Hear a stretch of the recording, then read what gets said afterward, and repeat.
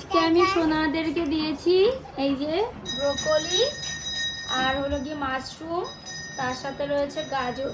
সোনা কেমন খেতে? খুব এনজয় করে খাচ্ছে। খাও। আর এই একজন সোনা কি খাচ্ছ? পেঁয়াজ খাচ্ছ?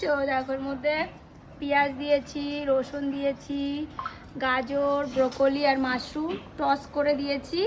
আজকে লাঞ্চের বদল এটা খাচ্ছে। এবার এরপরে যদি ভাত খায় তো ভাত দেবো। কেমন লাগছে ব্রোকলি? হ্যাঁ, এটা কি সোনা বলো তো? দেখো এটা কি? হ্যাঁ, ক্যারট কোথায়? ক্যারট ক্যারট দেখাও। ক্যারট কই? ক্যারট?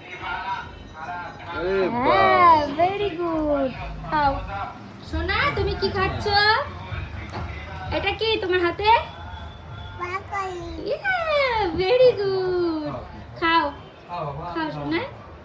আমি কালকে বাজারে গেছিলাম, অনেকদিন পর আবার বাজারে গেছি, গিয়ে এইগুলো সব কিনে নিয়ে এসেছি। তোজো ব্রোকলি খুব ভালোবাসে খেতে, ও অনেকদিন ধরেই বলছিল মা ব্রোকলি এনে দাও, আমি ব্রোকলি খাবো।